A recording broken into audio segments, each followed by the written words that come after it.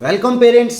दोस्तों, एक मदर ने बहुत अच्छा सवाल पूछा है कि उनके 5 साल की बेटी है, उसे अस्थमा है, क्रोनिक कफ रहता है, तो ऐसी स्थिति में बच्ची को क्या खिलाएं कि उसकी जो लंग्स की जो हेल्थ है, फेफड़ों की हेल्थ, वो बहुत अच्छी बनी रहे। तो देखिए, आज के इस वीडियो में मैं आपसे शेयर करूंगा कि ऐसी कंडीशन में बच्चों का खाना कैसा होना चाहिए, उनके खाने में क्या चीजें अवॉइड करनी चाहिए, क्या ऐसे टिप्स दूंगा आपको जो कि लंग्स को नेचुरली, मतलब उनकी जो इम्यूनिटी है उसे स्ट्रॉन्ग करेंगे। एंड एक बहुत इंपॉर्टेंट कि ये जो 5 साल का बच्चा है उसका एक डाइट प्लान भी शेयर करूंगा एक दिन का। तो पूरे वीडियो में बने रहिएगा, बहुत शानदार वीडियो होने वाला है। देखिए, सबसे पहले बात करते हैं कि अस्थमा के बारे में। मैं बहुत छोटी मोटी जानकारियां, बहुत डीप में नहीं जाऊंगा, आपको बहुत संक्षिप्त में बताता हूँ। अस्थमा के अंदर क्या है कि इसके अंदर एक तरह का आप इसे एक एलर्जिक डिसऑर्डर है। ये इसके अंदर जो हमारी एयरवे ट्यूब्स जो है ये सिकुड़ जाती है, इनमें म्यूकस जमा हो जाता है, इनमें इन्फ्लेमेशन हो जाती है। इसके पीछे कारण क्या हो सकते हैं? बहुत से कारण। फैमिली हिस्ट्री हो सकती है, पॉल्यूशन, आजकल हम देख रहे हैं कि एनवायरमेंटल पॉल्यूशन कितना जबरदस्त है, दिल्ली एनसीआर का एरिया, एयर क्वालिटी इंडेक्स कहां पर जा रहा है, सब चीजें हमें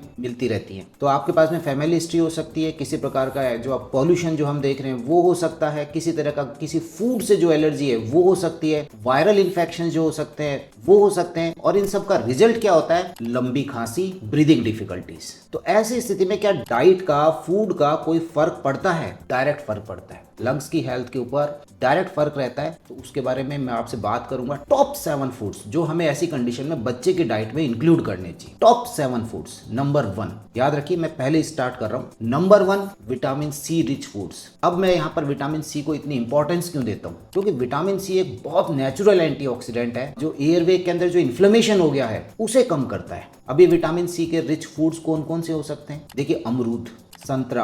अमरूद में संतरे से काफी ज्यादा विटामिन सी होता है। अमरूद हो गया है, संतरा हो गया, आंवला हो गया है। इसके अलावा आप मेरे को कमेंट में सेक्शन में बता सकते हैं कि आप अपने बच्चे को क्या देते हैं। तो जो भी खट्टे फल हैं वो जरूर उसकी डाइट में इंक्लूड कीजिए। सेकंड इस लिस्ट के अंदर, vitamin A rich vegetables. Vitamin A जो रहता है वो हमारी इम्यूनिटी में बहुत वर्क करता है। और ऐसी स्थिति में अस्थमा एंड जब क्रोनिक कफ हो रहा है तो वो जो एयरवे की जो लाइनिंग है, वो जो लाइनिंग वाली जो सेल्स जो डैमेज हो गई है, उनकी रिपेयरिंग में बहुत मदद करता है, उनकी हीलिंग में बहुत मदद करता है। तो विटामिन ए रिच वेजिटेबल्स जो हैं वो बच्चे की डाइट में जरूर जानी चाहिए। किस में मिल सकता है? कैरेट के अंदर बहुत अच्छी मात्रा के अंदर है। पंपकिन, कद्दू जो है उसके अंदर बहुत अच्छा है। इसके अलावा आपके पास में कहां पर ये अवेलेबल है? बीट रूट हो गया है एंड स्वीट पोटैटो। याद रखिए, इसे कुक फॉर्म के अंदर देना है, जो रॉ फॉर्म है उसके अंदर नहीं देना है। तो carrot, pumpkin, beetroot and sweet potato. Number 3 जो आप लोग घर में बहुत यूज करते हैं और मेरे को अच्छा भी लगता है, ये हो सकता है एक तो आपके पास में हल्दी और दूसरा लहसुन, गार्लिक एंड टर्मरिक। ये नेचुरल एंटी इन्फ्लेमेटरी है,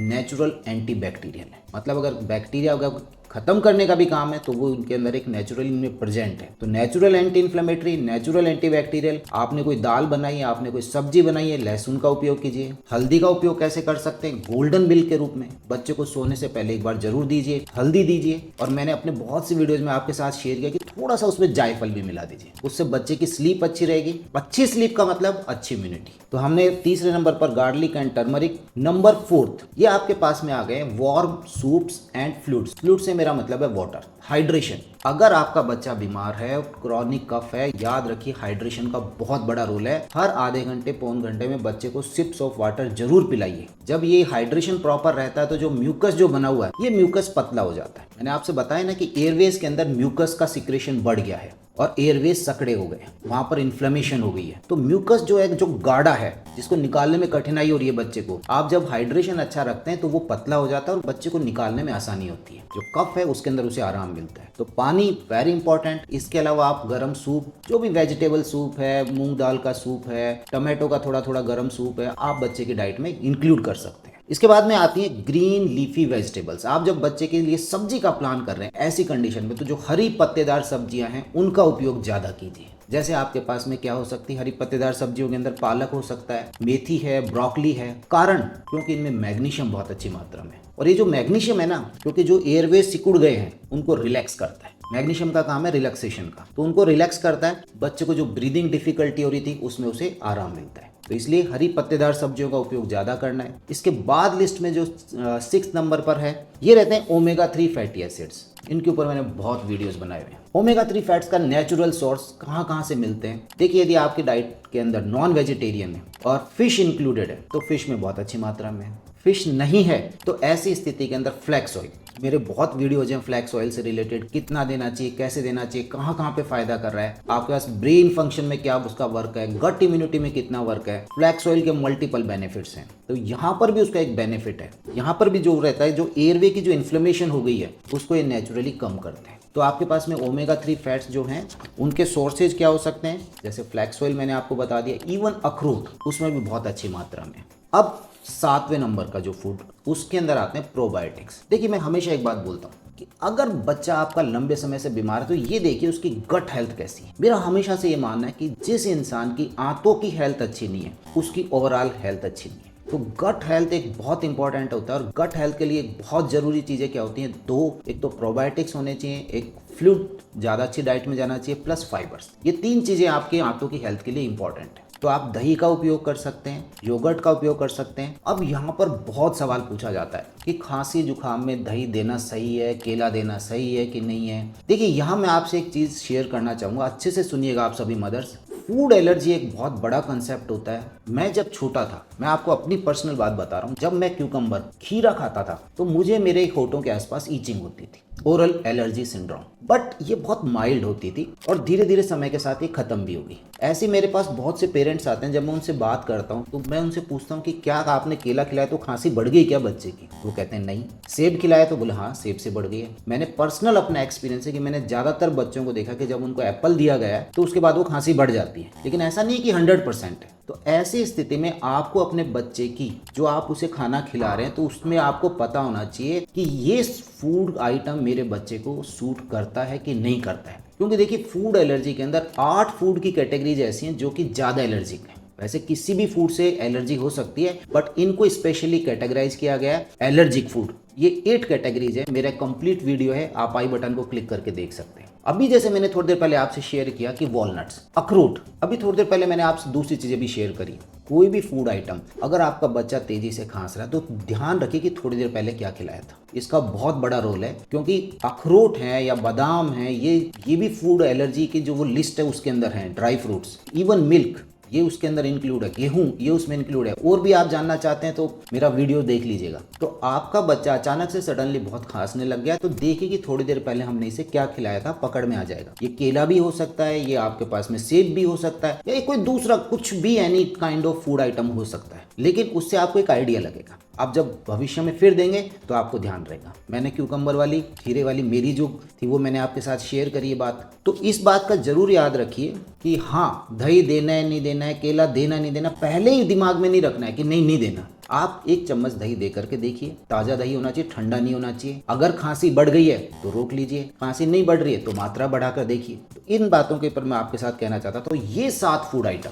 ये जो 7 फूड आइटम थे जो मैंने आपके साथ शेयर करें, क्यों अच्छे हैं, इनमें विटामिन सी का रोल क्या है, विटामिन ए का रोल क्या है, इनका लिए मैंने आपके साथ चर्चा करी है। अब हमें क्या नहीं देना है, कुछ इंपॉर्टेंट चीजें। आप सबको पता है कि ठंडी चीजें नहीं देनी है, कोल्ड ड्रिंक नहीं देनी है, आइसक्रीम नहीं देनी है, ठंडा दूध नहीं देना है, ठंड से ये एग्रीवेट होगा, तो ठंडी चीजें नहीं देनी। नंबर 2, किसी भी तरह का प्रोसेस्ड फूड मत दीजिएगा, जैसे कि आपके पास चिप्स हैं, कुरकुरे हैं, नमकीन है, पैकेज्ड जो जूस आते हैं वो मत दीजिए। और तीसरे नंबर पर जो बहुत मीठी चीजें हैं जिनमें कि शुगर को भर करके दिया गया है, बिस्किट्स हैं या दूसरी जो जिसमें शुगर को बहुत ऐड किया गया है, रिफाइंड शुगर को डोंट गिव, बिल्कुल मत दीजिए। And last, deep fried foods. बच्चे की पिज्जा खाने की इच्छा हो रही है, बर्गर खाने की इच्छा हो रही है, ये जो डीप फ्राइड फूड्स हैं इनको मत लाइएगा। ये बच्चे की हेल्थ को नुकसान नहीं करेंगे, उसकी जो कंडीशन है और ज्यादा खराब होगी। अब मैं आपके साथ एक छोटा सा सैंपल डाइट प्लान 5 साल के बच्चे का अभी फटाफट मैं आपके साथ एक इंक्लूड करता हूँ। देखिए सुबह आपका बच्चा उठा है मॉर्निंग के अंदर, आप क्या देंगे? आप उसे हल्दी वाला दूध दे सकते हैं या फिर शहद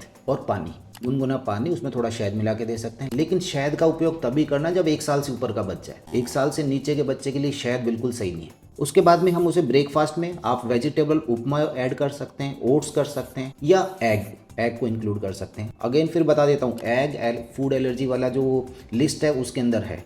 अगर खांसी आ रही है एग देने के बाद देन इसको रोक लीजिएगा। लंच में क्या दे सकते हैं? दाल, चावल और एक सब्जी, हरी पत्तेदार कोई सब्जी इंक्लूड कर लीजिए। दाल है उसमें लहसुन का उपयोग कीजिए जैसा मैंने अभी आपको बताया। इवनिंग स्नैक के अंदर कोई वेजिटेबल सूप इंक्लूड कर लीजिए, कोई फ्रूट जैसे आंवला या ऑरेंज ये इंक्लूड कर सकते हैं। डिनर के अंदर खिचड़ी बना दी है, उसमें थोड़ा सा आप नींबू डाल दीजिए। आपने इसके साथ में कोई चपाती या पनीर की भुर्जी बना दी है, ये भी बहुत अच्छी रहेगी डिनर के अंदर। और सोने से पहले बिफोर बेड टाइम यहाँ पर आप उसे हल्दी वाला दूध, ये तो मैं हमेशा से ही कहता हूँ, इवन जो पेरेंट्स मेरे से मिलते हैं मैं उनके साथ ये बात शेयर करता हूँ कि गोल्डन मिल्क का उपयोग कीजिए, जायफल भी डाल सकते हैं उसमें। अब कुछ टिप्स, 4 टिप्स बता रहा हूँ जो बच्चे की जो लंग्स की जो हेल्थ है उसे नेचुरली बहुत अच्छा रखेंगे। एक तो है ना सनलाइट का एक्सपोजर सुबह 20 से 30 मिनट, कारण विटामिन डी का जो बनना होगा बॉडी में वो बहुत अच्छा हो जाएगा। And vitamin D overall immunity में, लंग्स की हेल्थ में सब जगह पर काम करता है। तो विटामिन डी एक इंपॉर्टेंट विटामिन है, इसका सुबह के टाइम पर 20 से 30 मिनट सनलाइट एक्सपोजर।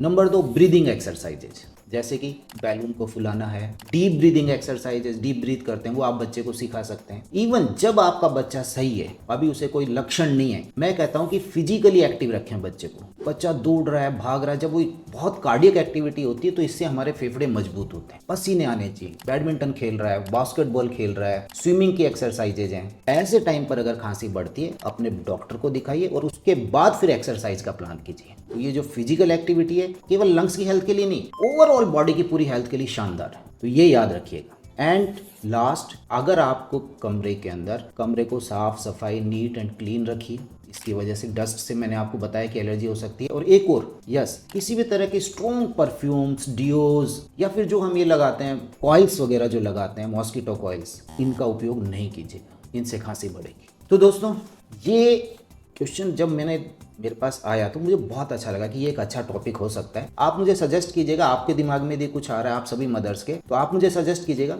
मैं उस पर भी वीडियो लेकर के आऊँगा। आपको ये वीडियो कैसा लगा इसके बारे में कमेंट सेक्शन में जरूर बताइए। आपको पर्सनली कोई प्रॉब्लम है, आपके बच्चे का एक पर्सनली आपको एक डाइट प्लान चाहिए, तो आप अपने बच्चे के पूरे पर्टिकुलर्स, एज एंड उसकी कंडीशन के साथ मुझे मैसेज कीजिए। व्हाट्सअप नंबर आ रहा है नीचे लिखा हुआ, इस पर मैसेज करना है, इसको कॉल नहीं करना है, और ये एक फ्री सर्विस नहीं होगी, इसका चार्ज है, ये बात भी ध्यान रखिएगा। तो यदि बच्चे को अस्थमा है, क्रॉनिक कफ है, पेशेंस रखिए, प्रॉपर केयर कीजिए। 3 बातें बहुत इंपॉर्टेंट मैंने आपसे शेयर करी हैं, diet, hydration and breathing exercise, इनको मत भूलिएगा। उम्मीद करता हूं वीडियो आपको पसंद आया होगा। पसंद आया तो लाइक कीजिए, शेयर कीजिए एंड डिफरेंट जो आपके ग्रुप्स हैं उसमें शेयर कीजिए, और चैनल को सब्सक्राइब नहीं किया है तो सब्सक्राइब जरूर करें।